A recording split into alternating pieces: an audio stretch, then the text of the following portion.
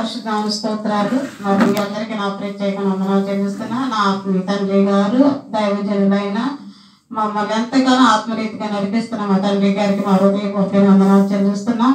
మమ్మల్ని ఇక్కడ ఆహ్వానించిన స్థానిక దైవజనులకు కూడా వారి కుటుంబ సభ్యులకు కూడా మా హృదయపూర్వక వందనాలు. మరి ఈ దినాలు ఇక్కడ రావటానికి మమ్మల్ని పోయినసారి వారంలో మమ్మల్ని దైవజనులు పిలుచుండగా రావాలని చాలా మంది కేటాయించుకున్నాం, కానీ అనుకోని సమయాలు అనుకోని వచ్చినా ఎవరు రావటానికి కుదరలా. మేము కూడా దినాలు అయిపోతాము అనుకున్నాము. ఏదైనప్పటికీ దేవుడు ఒక సంకల్పం కనుక ఆయన చిత్తంలో ఉన్నది కనుక ఎన్ని ఆటంకాలు వచ్చినా కూడా తల్లి గారు నేను రావటానికి దేవుడు అంత కృప చూపించాడు. అందులో పెట్టి దేవుని అంత స్థుతిస్తున్నా. దేవుడు నా స్తోత్రం. హల్లెలూయా. మరి కొన్ని నిమిషాలు నా సాక్ష్యం చెప్పమన్నారు కనుక నాకు హెల్త్ అంతగా బాగోలేదు. అయినా సరే 10 నిమిషాలు నేను దేవుడిని ఎలాగా దేవుళ్ళలోకి వచ్చి ఉన్నానో మరి 10 నిమిషాలు మీతో పంచుకుంటాను. సమయం ఎక్కువ లేదు కనుక మరి నేను జన్మించింది నాయుడు కుటుంబంలో జన్మించాను. మా తల్లిదండ్రులకి 3 ఆడపిల్లలు 2 మగపిల్లలు. ఇటు ఆడపిల్లలకి మగపిల్లలకి మధ్యలో నేనున్నాను, మధ్యవర్తిగాను. మరైతే మా జన్మగా నా స్థితిగతులు మంచివే, కానీ ఎదుగుదలంతో మా స్థితిగతులన్నీ చాలా తారుమారైపోయి నా వివాహం అయిన తర్వాత నా ఇష్టపూర్తిగా వివాహం అయిన తర్వాత కొన్ని దినాలు మా ఇద్దరు భార్యాభర్తల మధ్య నాకు కొన్ని దినాలు గడిచినాక కొన్ని దినాలు బాగున్నాక తర్వాత అనుకోని రీతిగా భార్యాభర్తలు విడిపోవటం, నాకు 2 పిల్లలు పుట్టడం. మా భార్యాభర్తలు విడిపోయిన నాటికి నా కుమారుడు 6 పిల్లోడు, నా కుమార్తె 2 సంవత్సరాల పాప. ఆ సమయంలో మమ్మల్ని విడిచి నా భర్త ఏదో వివాహం చేసుకొని విడిపోయినాక మరి పరిస్థితులు అన్నీ తారుమారు. ఇటు తల్లిదండ్రులకే కానీ ఇటు భర్తలకే కానీ అత్తమామకే కానీ కుటుంబ వ్యవస్థకు కూడా నేను చాలా దూరం అయిపోయి అత్తరాకుతమైన స్థితిలో వదిలేసి నా భర్తలను విడిచిన కాలంలో చాలా అవమానాలు, కన్నీరు, నిట్టూర్పులు, అయినాకలు, శ్రమలు, వ్యాధులు, రోగాలు పడిన కాలంలో కొన్ని సంవత్సరాలు అలాగా విడిచివేసి వస్తున్న తరుణంలో మరి అనుకున్న రీతిగా మా తల్లిదండ్రులకి మా తల్లి గారి కుటుంబానికి నాకు మరి గొడవ అయింది. గొడవ అయినప్పుడు వారి ప్రేమ చాలా వ్యత్యాసంగా అయితే అలాగే ఉండేది. అనుకున్న స్థితిలో వాళ్ళ దగ్గర కలిగిన అవమానానికి ఇక బ్రతకటం అనవసరం, వేస్ట్, బ్రతకకూడదు అనుకుని ఒక నిర్ణయానికి వచ్చి మేము ఇటు చిట్టినగర్లో ఉంటాము, ఇటు స్వరంగా ఉంది మా ఇంటికి కలిసి చాలా మంది కలిగి ఉండొచ్చు. మరి ఆ ఒక స్వరంగా నుంచి వచ్చినప్పుడు మా అమ్మగారు ఇంటికాడ గొడవ పడుకొని వస్తున్నప్పుడు నా ఇద్దరు మా బాబు అప్పటికి 5వ సంవత్సరం బాబు నా చేతిలో ఉన్నాడు. మా పాప ఇద్దరు నడుచుకుంటూ వస్తొచ్చి ఇంకా బ్రతకకూడదు, ఎవరికి అయిన వాళ్ళు అందరికీ నేను కానుకం అయిపోయాను, ఇంకా బ్రతకడం వేస్ట్ అనుకున్న తరుణంలో ఏం చేస్తాను దాటి మరి వస్తుండగా అంటే నేను గుర్తంగా చెప్పిన సమయం లేదు కనుక అయితే వస్తున్నప్పుడు 27 నెంబర్ బస్సు అంటే సొరంగంలోంచి బయటకు వస్తుంది. ఈ 2 బిడ్డలు ఎట్లా వచ్చేసి నేను కూడా చనిపోతే ఇంకా మా గురించి మాకే బాధ కష్టం ఉండదు అనుకొని ఒక ఆలోచన చేసినప్పుడు ఆలోచన చేసి 2 పిల్లల్ని చేత్తో పట్టుకొని నేను ఇంకా పిల్లలిద్దరిని బస్సుకొని తోసి కూడా పడిపోతాం అంటే హైట్ లో చెప్పు బండి ఆగదు, బ్రేక్ పడదు. అలా తోసేద్దాం ఒక ఆలోచనతో రోడ్డు ఇవ్వడం నుంచున్నప్పుడు అనుకోకుండా రీతిగా అంతకుముందే నేను ప్రభు అంటే పరిపూర్ణతగా తెలీదు. అప్పుడు పిల్లలు సంఘానికి వెళ్ళేదని లోతైన అనుభవం నాకు లేదు. అయితే నా భర్త అనుకోకుండా మరి ఇక్కడ ఈ విషయం చెప్పొచ్చో చెప్పకూడదు, కానీ నా 2 భార్యాభర్తలు విడిపోక ముందు నేను ప్రభుని తెలుసుకోకుండా లోతనకు లేక వెళ్తున్న తరుణంలో ఆయన భవానీ మాలేశారు. భవానీ మాలేసినప్పుడు ఆయన వచ్చి అన్నాడు, నేను రేపు ఇడుములు చేసుకుంటున్నాను, వచ్చి ఇడుముడి దగ్గరికి వచ్చి భిక్ష పెట్టమని చెప్పి నాకు ఒక వర్తమానం వచ్చి చెప్పారు. నేను రాను, ఇలాగా దేవుడి గుడికి వెళ్తాను, చర్చికి వెళ్తాను కనుక రానని చెప్పంటే ఆయన వాళ్ళు మా ఆడపడుచు వాళ్ళ ఆయన గారు మా మరదళ్ళ అమ్మగారు నన్ను ఒత్తిడి చేశారు. ఇంతమందిని ఎంతోమంది క్షేమంగా ఉంటున్నారు, ఆమె గొప్ప దేవతే, నువ్వెందుకని ఎలా అంటున్నా, నీ భర్త వచ్చి నిన్ను పిలిచినప్పుడు అని వాళ్ళందరూ బలవంతం చేసినప్పుడు వాళ్ళ మాటలకి లోబడి భర్త మీద ఉన్న ప్రేమతో ఏం చేశానంటే ఆయన మాట నా రాత్రి అప్పుడు ఇడుముళ్ళకి వెళ్ళి ఆయనకి అక్కడ భిక్షం పెట్టి దండేసాము. ఆయన అటు ఇడుముడు తీసుకొని వాగు సెంటర్లోంచి వాగులోనే జరిగింది. ఆయన అట్నుంచి అటు ఆయన టెలిఫోన్ ఇడుముడు తీసుకొని నేను పిల్లల్ని తీసుకొని ఇంటికి వచ్చాను. ఆ స్పాట్లో మేము 2 ఆనాటి విడిపోయిన ఇద్దరము ఈనాటికి కలవలేదు. మంచిది. అయితే ఆ తర్వాత నేను అక్కడి నుంచి ఇంక చర్చికి నాకు ఎటువంటి సంబంధం లేదు. మరి నేను చర్చికి వెళ్ళటం మానేశాను. నాకు అక్కడే ఇంకా దేవుడి విషయంలో కానీ అన్ని విషయాలకి దూరం అయిపోయాను. అప్పుడు నేను 2 పిల్లలు ఎప్పుడైతే బస్ కింద పడేసి నేను పడిపోవాలనుకున్నప్పుడు నాకు ఒక తలంపు వచ్చింది. నేను గతంలో చర్చికి వెళ్ళేటప్పుడు దేవుని నమ్ముకున్నప్పుడు నాకు ఎటువంటివైనా ఎన్ని శ్రమలు వచ్చినా నాకు తోడుండేవాడు కనుక ఆ తెలిసి తెలియని భక్తులు కూడా దేవుడు నాకు తోడున్నాడు కదా అనుకోని చిన్న ఆలోచన నాకు వచ్చింది కనుక అప్పుడు ఏం చేశానంటే ఈ కిద్దరకులు తోసే తరుణుల ఆలోచన నన్ను నా పిల్లల్ని కాచి దేవుడు స్తోత్రం హల్లెలూయా. ఇంకా అయిన తర్వాత బస్సు వెళ్ళిపోయిన తర్వాత పిల్లలిద్దరిని తీసుకొని ఇంటికి వెళ్ళిపోయాను. కొన్ని దినాలు గడిచిన తర్వాత మా అమ్మగారి ఇంటికి వెళ్ళే దారి నుంచి మా ఇంటికి వెళ్ళే దారిలో గౌరీ సహోదరిని ఆ సహోదరి ఇంటికాడ ప్రార్థన పెట్టారు ఆత్మీయ తండ్రి గారు. ప్రార్థన పెట్టాక సహోదరి ఇంట్లో ప్రార్థన జరుగుతుండగా మా పాప అప్పటికి 8వ సంవత్సరం పాప, మా బాబు 6వ సంవత్సరం బాబు అయితే అమ్మ ఇక్కడ ప్రార్థన జరుగుతుంది నేను వెళ్తున్నానమ్మా అంటే అప్పుడు తండ్రి గారు అప్పటికి ఇంకా బైబిల్ ట్రైనింగ్ వెళ్ళారు తీర్మానం చేసుకుని స్టార్టింగ్ లో ఉన్నానమాట.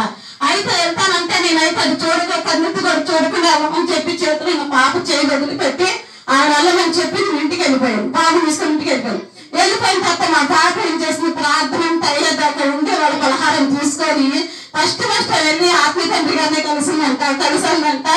ఆ పాస్టర్ గారండి మా నాన్నగారు లేరు, మా అమ్మగారు ఒక్కరే కష్టపడి నన్ను మా తమ్ముడిని పెంచాలి, మా అమ్మ కష్టపడితే మరి ఒకరు తింటే 2 పస్తులు మా అమ్మ మాకు పెట్టేసి మా అమ్మ పస్తు ఉంటుంది అని చెప్పేసి మా ఇంట్లో జరిగే స్థితిగతులన్నీ కూడా ఆ చిన్న వయసులోనే ఎంతగానో ఆత్మీయ తండ్రి గారు మా విషయంతో చెప్పేసినప్పుడు అప్పుడు ఆ తండ్రి గారు ఏం చేశారంటే మధుర సహోదరిని పెద్దగుల్లో ఉన్న శాంతి అన్నాను నవరత్న ముగ్గురు ఎవరొస్తున్నారు అప్పుడు బాగా దేవుడు బలంగా సాగేవారు. వారి ముగ్గురు ఏం చేద్దాము ఇల్లు ఎక్కడ కనుక్కొని వీళ్ళ అమ్మగారి గురించి చెప్తారు. ఒకసారి నా ఇల్లు దర్శించి రమ్మనగా వాళ్ళ ప్రార్థన అయిపోయినట్టుగా మా ఇంటికి వచ్చారు. మా ఇంటికి వచ్చి అమ్మ యేసు ప్రభువుని నమ్ముకుంటే నీకు గొప్ప విడుదలిస్తారు, దేవుడు మిమ్మల్ని ఆశీర్వదిస్తారు, నీ బిడ్డలు పోషిస్తారమ్మా అంటే అప్పటికే వెళ్ళిన వ్యక్తిగా అంతగా ఆ మాటలు నన్ను లక్ష్య పెట్టి ఊరుకున్నాను. అయితే మళ్ళా 2వ వారం అదే ఇంటికి మళ్ళా ప్రార్థన జరుగుతున్నప్పుడు అమ్మ ఇక్కడ ప్రార్థన జరిగింది అమ్మ పాస్టర్ గారితో ప్రార్థన చేసుకున్నాను. మా అమ్మాయి ఏం చేసింది బలంతం చేసి నన్ను తీసుకెళ్ళింది.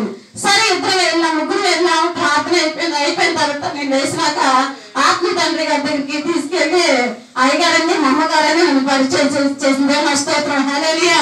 మరి పరిచయం చేసినప్పుడు ఆత్మీయ తండ్రి గారి ద్వారా దేవుడు నాతో మాట్లాడుతున్నారు. నా స్థితి ఏంటో, నా పరిస్థితి ఏమైందో, ఏమనిపిస్తున్నానో అదంతా ప్రభు దేవుడు తండ్రి ద్వారా నాతో మాట్లాడుతున్నామ్మా. అన్నదమ్ముల మీద అక్క చెల్లెల మీద మనం ఆధారపడితే మనకు అవమానాలు నిందలు కన్నీరు ఇటురుపులే తప్ప మనకి ఎటువంటి మేలుకరమైనది అంటే ఉండదమ్మా. సృష్టికర్తగా యేసు ప్రభువుని నమ్ముకుంటే నీకు ఆధారం అవుతారు, నీ బిడ్డలు పోషిస్తారని ఫస్ట్ మాట ఆత్మీయ తండ్రి గారి వాక్యం అయిపోయిన తర్వాత ఏ వాక్యం ప్రభుత్వం కానీ ఫస్ట్ మాట పరిశుద్ధాత్మ దేవుడు ఆత్మీయ తండ్రి గారి వారికి ఏ మాటలు మాట్లాడు దేవుడు స్తోత్రం హల్లెలూయా. అయితే తండ్రి గారు అయితే నాతో మాట్లాడతారు, నా మాట అయితే ఆయనకి సమాధానం లేదు. నా కన్నీరు మాత్రం అంటే నా హృదయంలో దేవుడు ఒక కార్యం చేస్తున్నాడు. కళ్ళంత నీళ్ళు తప్ప మనిషిని చదవడం తప్ప ఆయనకి మరొక సమాధానం లేదు. నా పరిస్థితి దాన్ని చెప్పడానికి ఏమీ లేదు. అన్ని మాట్లాడి నువ్వు దేవుడిని నమ్ముకో, మా దేవుడు నీకు గొప్ప కార్యం చేస్తాడు, మరి నీకు అండగా ఉంటాడని తండ్రి గారు నాతో మాట్లాడున్నాడు. ఆ మాట్లాడిన మాటలకు ఆ దినం పరిశుద్ధాత్మ దేవుడు ఆ దినం నాతో మాట్లాడింది మొదలుకొని ఆ మాటకి విధేయత చూపించి వినయం చూపించి ఎప్పుడైతే లోబడి ఉన్నానో మరుసటి వారం నుంచి నా దేవుడు సంధికి నాతో దేవుడు గొప్ప చూపించాడు. దేవుని స్తోత్రం హల్లెలూయా. మరి అదే స్థలంలో ప్రార్థన పెట్టిన సహోదరి అయితే ఈ దినాన్ని మా మందిరంలో లేదు, కానీ నేను ఇప్పుడు ఇచ్చి నీకు వచ్చిన సాక్ష్యం ఎన్ని సంవత్సరాలు తెలుసా? 23 సంవత్సరాల కింద సాక్ష్యం. దేవుడికి స్తోత్రం హల్లెలూయా. 23 సంవత్సరాల కిందట నేను పని చేస్తే 15 రూపాయలు కూడా ఆ రోజు నాకు నా 2 బిడ్డలు ఒకళ్ళు పెట్టుకున్నానంటే ఇంకొకళ్ళు లేదు. ఇద్దరు పరిపొలుతుండడం 3వ వ్యక్తికి లేదు. వస్త్రహీనతలు, ఆకలి తప్పులు, కన్నీరు, ఇటురుపులు, యోగ్యత కలిగిన జీవితం కానీ అతోగత పరిస్థితులు అగాధంగా కలిగిన మరి ఎంత నీచమైన దిగదార్చుకున్న స్థితిగతుల్లో ఉన్న నా స్థితిలో ఒకే ఒక శరణుగా దేవుడు దైవజనుల ద్వారా నాతో మాట్లాడతాం టోటల్గా పూర్తిగా మార్చబడింది. దేవుడికి స్తోత్రం హల్లెలూయా. ఎంతగా మార్చబడిందంటే నాతో దైవజనుల ద్వారా రూటిగా నాతో మాట్లాడి ప్రతి మాట నా హృదయంలో రూటిగా పడబట్టి ఆ మాటలకి విధేయత ఎంత మార్చబడిందంటే ఈ రోజున ఆనాటి నా స్థితికి ఈనాటి నా స్థితికి చాలా అసలు ఎక్కడ పొంతు లేదు. అంటే నక్కకి నాగలో కనుకంటే చూసారా ఆ స్థితికి ఆ స్థితిలో నుంచి ఈనాడు ఈ స్థితికి కూడా ఎంత ఉన్నతమైన స్థానం అంటే ఈ రోజు నా బిడ్డడు నా కుమారుడు పీజీ చేసి పీజీ పూర్తయితే ఇంకా ఇష్టాన్ని చేయడానికి దేవుడు అత్యున్నతమైన కృప చూపారు. దేవుడు స్తోత్రం హల్లెలూయా. అంతేకాదు కానీ నా బిడ్డలు ఇద్దరు కూడా విధేయత కలిగిన కుమారుడే కుమారుడు జాబు చేస్తూ మరి కుమార్తె జాబు చేస్తూ కూడా ఇరుగురు కుటుంబాన్ని ఒక ఉన్నతమైన అంటే ఎవరికి ఈక్వల్ ఎవరికి తక్కువ కాకుండా ఒక ఈక్వల్ గా ఒక మంచి పొజిషన్లోకి రావడానికి దేవుడు ఉన్నతమైన స్థాయి చూపించున్నారు. మరి ఇంతటికని నేను లోపడటానికి కారణం అంటే ఆత్మీయ తండ్రి గారు ద్వారాగా నాతో దేవుడు మాట్లాడింది. అలాగే మాకు ఆత్మీయ తండ్రి గారైనా రత్నమయ్య గారు ఉన్నప్పుడు అంటే ఇరుగురు దైవ జనులు నన్ను ఎంతగా దేవుడు బలపరిచాడంటే దేవుడు స్వయంగా వచ్చి మనతో మాట్లాడటం కాదు కానీ దైవ జనుల ద్వారా వాక్యం ద్వారా మనతో మాట్లాడటానికి నా జీవితం ఒక ఉదాహరణ. రెండోసారి దైవ జనులు అది కూడా మొట్టమొదటిగా పెద్ద నేను కష్టపచ్చిగా అయ్యగారిని చూసినప్పుడు నన్ను నాతో పర్సనల్ గా మాట్లాడినప్పుడు ఫస్ట్ వైద్యుల మధ్య జరిగిన సంభాషణ ఏమై ఉన్నదంటే పరిశుద్ధాత్మ దేవుడు మాటల వైద్యుల మధ్య సంభాషణ నా నోటిని ఒక మాట లేదు తండ్రి గారు తప్ప. అలాగే సేమ్ టైంలో రత్నమయ్య గారు కూడా మరి అట్లాగే ఆనందాన్ని చెప్పారు. మాణికమ్మ గారు అనే ఆంగారు కూడా ఇట్లా కృతజ్ఞత ప్రార్థన పెట్టుకుంది. కృతజ్ఞత ప్రార్థన పెట్టుకున్నప్పుడు ఇక్కడ నుంచి అందరూ శాంతినగరం వెళ్ళినప్పుడు వాళ్ళ ఇంటికాడ ప్రార్థన జరుగుతున్నప్పుడు ఇట్లా పెద్ద బైరింగ్ సభ జరుగుతుంది. ఆ బైరింగ్ సభలో ఎలా ఉపాస కూటాలు జరిగి బైరింగ్ సభలో బయట కూర్చున్నప్పుడు మరి పరిశుద్ధాత్మ పెద్దయ్య గారు ఒక దైవజను నడిపించి మరి ఆత్మీయ తండ్రి గారికి పెద్దయ్య గారికి వాక్య పరిచయకి ఇచ్చినప్పుడు ఆత్మీయ తండ్రి గారు లేచి ఒకే ఒక మాట్లాడుతున్నప్పుడు ఆయన లేచి మాట్లాడింది ఒకటే ఏమన్నారంటే చాలా మంది స్త్రీలు వచ్చి మాకు ఆ కష్టం ఉంటుంది, ఈ బాధ ఉంటుంది, ఈ శ్రమ ఉంటుందని వచ్చి పాస్టర్ గారు చెబుతారు. వారికి ఉన్న శ్రమలో నుంచి అన్నిట్లోంచి విడిపించబడాలంటే వారు ప్రాముఖ్యతను పొందాలి అని మాట్లాడుతున్నారు. అప్పటికే నేను పడుతున్న శ్రమలు నాకు తెలుసు కనుక అక్షాశత్రాలనై ఉండి ఆ శక్తితో మాటలు ఆలకిస్తున్నప్పుడు అయితే ప్రభు మాట్లాడుతున్నది ఏంటి ఆ ప్రాముఖ్యమైనది ఇన్ని శ్రమలను తమను తప్పించబడతానికి ఆ ప్రాముఖ్యమైన విశేషమైన సంఘటన ఏంటని నేను ఆ శక్తితో ఎదురు చూస్తున్నప్పుడు ఎవరైతే ప్రభుని నమ్మి విశ్వసించి మారు మనసు పొంది ఎవరైతే రక్షణ పొందుతారో ఆ రక్షణ పొందిన తరుణంలోనే ప్రభు తన ఇంటికి అధిపతి అయ్యి ఆ కుటుంబానికి అడ్డుకు వహించి ఆయనే బాధ్యత వహిస్తారని ఆ పరిశుద్ధాత్మ దేవుడు దైవజనులైన రత్నమయ్య గారితో మాట్లాడుతున్నప్పుడు పరిశుద్ధాత్మ దేవుడు నా ఒక హృదయాన్ని కదిలించి ఆత్మతో నన్ను నింపి వేసినప్పుడు నేను నా స్వాధీనం లేకుండా ఇలాగ కూర్చోకుండా మనిషిని తేలిపోతున్నాను. అది పరిశుద్ధాత్మ దేవుడని అది అనుభవించాలని స్థుతి చెప్పాలని కూడా నాకు తెలియని అనుభూతి లేని తరుణంలో పరిశుద్ధాత్మ దేవుడు దైవజనులతో మాట్లాడుతున్నప్పుడు ఆ మాటలు స్వీకరిస్తున్నాను కానీ దాన్ని ఎలాగ ఆమోదించుకోవాలి ఎలాగ అమరించుకోవాలో నాకు అర్థం కావట్లేదు. అప్పుడు ఆత్మీయ తల్లి గారు అప్పుడే నా పక్కన కూర్చొని అప్పుడే వచ్చి నన్ను తట్టారన్నమాట. తట్టి ఇదిగో అన్నారు చూడు రత్నమయ్య పెద్దయ్య గారు అంటే ఆయన దేవుని స్తోత్రం హల్లెలూయా. అప్పుడు దాకా ఆయన రత్నమయ్య గారు పెద్దయ్య గారు సంగతి నాకు తెలియదు. అప్పుడు ఎప్పుడైతే ఆత్మీయ తల్లి గారు నన్ను తట్టారో అప్పుడు నేను నా స్వాధీనంలోకి వచ్చి ఆ తక్షణమే చెప్పాను అమ్మ నేను రక్షణ పొందుతా దేవుని స్తోత్రం హల్లెలూయా. ఎక్కడ ఇంకా లేట్ చేయలేదు. అయితే అన్న మాట అన్నంటే సరే ఓకే చెప్పాను. నేను అప్పుడు అంగీకరించాను.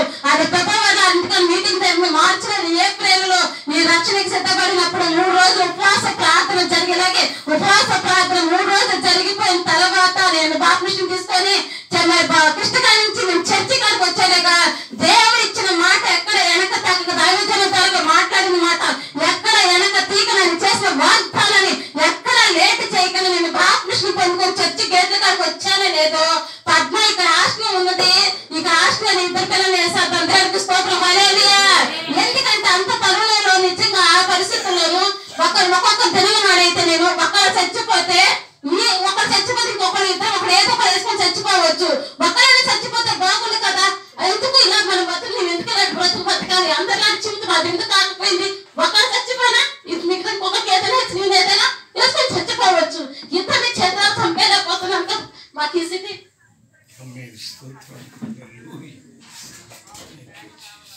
మాకు ఈ స్థితి ఎందుకు నేను అనుకున్నది వ్యక్తిని కాదా అంతటి నిచ్చాటి నిజమని ఒక ఆలోచన వచ్చింది. అంటే ఒకరు బాగుంటే ఇద్దరు బాగులేదు కాదు, ఇద్దరు బాగుంటే ఒకరు బాగులేదు కాదు. అలాగా మనిషిని మరిగిపోయి వేతన పడిపోతే ఈ స్థితిగతులు ఎటువంటి జీవితం మాకు అవసరమా? నువ్వు చచ్చిపోతే బాగుంది కదా అనే స్థితిలో ఉన్నవారు ఒక్కరైనా చచ్చిపోతే ఒకరు చేసి చంపేవచ్చు కదా అనే ఒక ఆలోచనతోనే కొన్ని సంవత్సరాలు బతికిన నా జీవితానికి ప్రభు మార్పు దేవుడు గొప్ప కృప చేశాడు. దేవుని స్తోత్రం హల్లెలూయా. మరి అట్లా అటువంటి స్థితిలో దేవుడు నన్ను దర్శించి మాట్లాడినప్పుడు అంగీకరించినప్పుడు ఇక్కడే పద్మ ఇక ఆశ్రయం వేసేద్దాం నాకు ఆత్మీయ తల్లి గారు చెప్పినప్పుడు అంటే ఆత్మీయ తల్లి గారికి ముందు నాన్నమ్మ గారు అంటే ఆత్మీయ తండ్రి గారు తల్లి గారు ఆ తల్లి గారు అన్నారు ఇక్కడ ఉన్న మాస్టర్ వేసేద్దాం అంటే నేను అంగీకరించలేదు. ఎందుకంటే ఉన్నదో లేదో నా పిల్లలు నా కళ్ళ ముందు ఉంటారు హాస్టల్ అయితే అమ్మ నేను అంగీకరించలేదు. అయితే నన్ను బలవంతం చేసి నన్ను బలపరిచి నాతో మాట్లాడి నన్ను చేసింది ఎవరంటే ఒప్పించి చేసింది ఆత్మీయ తల్లిగా. దేవుడికి స్తోత్రం. హల్లెలూయా. లేదు నీకు తెలియదు పద్మ, వేయి నాతో నాకు. అయితే నా పేరు పద్మ, అప్పుడు పద్మ కాదు, నా పేరు అప్పుడు కృష్ణ. మా తల్లిదండ్రులు పెట్టింది నా పేరు కృష్ణ. అయితే నన్ను అందరూ కృష్ణ అని పిలుస్తారు. అయితే నాకు ఆత్మీయ తండ్రి గారైన రత్నయ్య గారు పెట్టారు, మరి పద్మ అని పెట్టుంటారు. నాకు ఆ పేరు అని పెట్టుంటారు. ఆ ఒప్పించారు, అమ్మని వేస్తే నీకు దేవుడు గొప్ప విడుదలిస్తారన్నప్పుడు అక్కడ రక్షణ పొంది ఇక్కడికి వచ్చాడో లేదో కారు గేటుకైనా దేవుడు దాచి ఉంచాడు. ఆయన చేసిన వాగ్దానం నెరవేర్చాడు. ఎప్పుడైతే ఆ పిల్లని హాస్టల్ వేసానో, హాస్టల్ వేసిన తర్వాత ఏమైందంటే ఒక్క పిల్లనే తీసుకుంటా అమ్మ, ఇంకొకరు మీరు పెంచుకోవాల్సింది అన్నారు. అయితే ఆ పిల్ల హాస్టల్ చదువుతుంది, ఉన్నతమైన స్థితి కలుగుతుంది. ఆమె నేను ఎప్పుడు ఏప్రిల్ 12వ తారీఖున హాస్టల్ వేసాను. ఎప్పుడు 99లో వేసాము. ఏప్రిల్ 12వ తారీఖున హాస్టల్ జాయిన్ చేసాము. అయితే రెండో సంవత్సరం వచ్చేసరికల్లా ఆ అమ్మాయికి అబ్బాయికి చాలా చదువు డిఫరెన్స్ వస్తుంది. ఈయన బయట చెప్తారంటే మామూలు గవర్నమెంట్ స్కూల్లో చదువుతున్నాడు, ఆమె అక్కడ ఇంగ్లీష్ స్టడీ చదువుతుంది. నేను ఏప్రిల్ వేసిన తర్వాత జూన్ ఆమె చూస్తాకి వెళ్ళినప్పుడు నేను వెళ్ళేసరికల్లా ఆమె ఆఫ్ చేసి తెల్లటి బట్టలు వేసి గులాబీ పువ్వు పెట్టి ఒక రిక్షాలో ఆమె తీసుకెళ్లి అక్కడ దగ్గర ఇంగ్లీష్ స్కూల్ అని ఉంది. అంటే ఆమె ఇక్కడ తెలుగు మీడియం చదివింది, అక్కడ ఇంగ్లీష్ మీడియంలో 10,000 రావడానికి 22 సంవత్సరాల కిందట ఆమె ఆ రోజులోను ఒక పూట కూడా అన్నం పెట్టలేని నా స్థితిగతులను ఆమెకి ఆ దినాన 10,000 రూపాయలు ఖర్చు పెట్టి స్కూల్లో చేసే దేవుని స్తోత్రం. హల్లెలూయా. ఏంటంటే మనం చనిపోవాలనుకున్న నా జీవితంలో, చనిపోయాలనుకున్న నా జీవితంలో, ఇద్దరు ఒకరు చచ్చిపోయినా ఇంకెవరో ఒకరికి చంపేసేయాలనుకున్న ఆ తరంలో ప్రభు కృప చూపించి దేవుడు నాతో మాట్లాడి నన్ను బలపరిచి ఎవ్వరూ కన్నవారి దృష్టిలో కూడా ఎన్నికలు లేని మా జీవితాలని, గుర్తింపు లేని మా జీవితాలని నా తోటి పుట్టిన నా ఎక్కడికి నా తమ్ముడుకున్న యావి లేని కుటుంబ సభ్యుల్లో ఈ రోజున తోటలకి డిఫరెన్స్ మార్చివేసి ఈ రోజు అందరి మీద తెచ్చింపే కాదు, వాళ్ళందరికీ నేను ఆదర్శమైన దేవుడికి స్తోత్రం. హల్లెలూయా. అందుకు రోజులు ఆత్మీయ తండ్రి గారే ఈ రోజున ఏ ఒక్క చిన్న పని చేయాలన్నా కనీసం నా సొంత తమ్ముడు పెళ్ళప్పుడు కూడా ఎప్పుడో చివరికి వచ్చి నాకు వచ్చింది, చివరి తరుణంలో నాకు చెప్పకపోతే బాగోదని చెప్పే కానీ ఈ రోజు ఒక ఇంట్లో పెళ్లి జరగాలన్నా, పేరెంటం జరగాలన్నా, పుట్టినరోజు జరగాలన్నా, కేవలం ఏ ఒక్క చిన్న నిర్ణయం తీసుకోవాలన్నా ఈ రోజు పద్మ లేని 5 కుటుంబాలు ఏ కార్యం జరగదు. దేవుడికి స్తోత్రం. హల్లెలూయా. అంత తోటలుగా మార్చివేశాడు ఈ రోజున. అంటే అంత తోటలుగా మార్చివేయడం కాదు కానీ నా ప్రార్థన దేవుడు ఆలకించి నా సహోదరుల 5 కుటుంబాలు కూడా దేవుడు మార్చివేశాడు. దేవుడికి స్తోత్రం. హల్లెలూయా. ఎన్ని స్థితిలో అంటే మరణ వ్యాధుల్లో నుంచి కరువు, దుఃఖ వేదన, వస్త్రహీనత, ఆకలి మంటలు, వ్యాధుల సమస్యల నుంచి కూడా దేవుడు మమ్మల్ని విడుదల చేశారు. ఆనాటి నా ఇంట్లో ప్రారంభ దశలో వచ్చిన నా ఇంటికి ఈ రోజున నా ఇంటికి ఎంత డిఫరెన్స్. అందుకు ఆత్మీయ తండ్రి మా జీవితాలు ఎదుగుదల చూసి వారు ఎంతో సంతోషపడతారు, ఎంతో ఆనందిస్తారు. దేవుడు నీకెంత నా బిడ్డలు గుండెలు కత్తుకుంటారు. ఎందుకంటే అంత స్థితిగత నుంచి దేవుడు తీసుకొచ్చి ఈ స్థానంలో ఉంచాలని బిడ్డలు గుండెలు కత్తుకుంటారు ఆత్మీయ తండ్రి. ఎందుకంటే మా స్థితి అంతగా దేవుడు మార్చి అంత ఉన్నతమైన స్థానం మళ్ళా వాగ్దానం చేస్తాడు. ఎందుకంటే తర్వాత పిల్లలు మన హాస్టల్కి వెళ్ళలేదు, పిల్లలకి చదువుతున్న తారుమారు అయిపోతుంది. అయ్యా పిల్లలు ఉన్నతమైన స్థాయికి వెళ్తే మంచి స్థాయి అవుతుంది, ఈ పిల్లలు ఇలా చదువుతున్నాడు, ఇట్లా ఉంటున్నాడు, అల్లచల్ల అయిపోతాడని ఒక వేతన, ఒక బాధ నాకు ఆ సమయంలో నాకు మరణం సంభవించింది. మరణం సంభవించినప్పుడు మరణమే చెప్పగలుగుతాం, క్యారెక్ట్ గా చెప్పగలుగుతాం.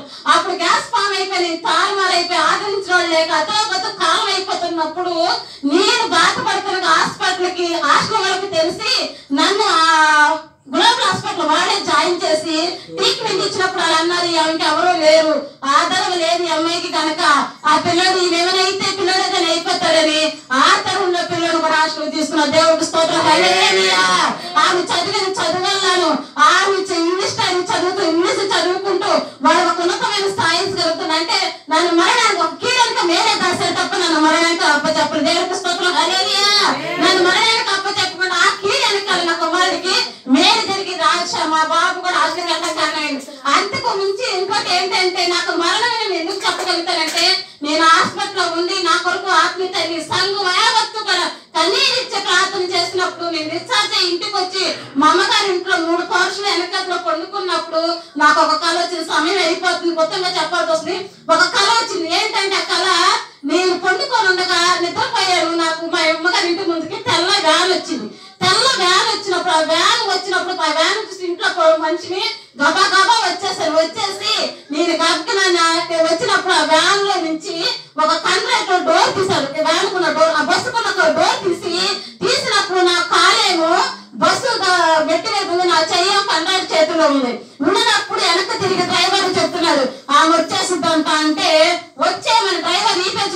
మొహం చూపించలేదు, వచ్చామని సెలవు ఇచ్చాడు. కరెక్ట్ గా ఆయన నన్ను పైకి తీసుకునే లోగా ఆత్మీయ తల్లి గారు ఎక్కడి నుంచి వచ్చారు, వచ్చి చెయ్యి ఒక్క విదిలిచి పిల్లలు చిన్నాడు ఇప్పుడు తీసుకెళ్తానంట ఆయన ఆగు అని చెప్పేసి ఆయన చెయ్యి నుంచి నా చెయ్యి తీసిన దేవుడికి స్తోత్రం. హల్లెలూయా.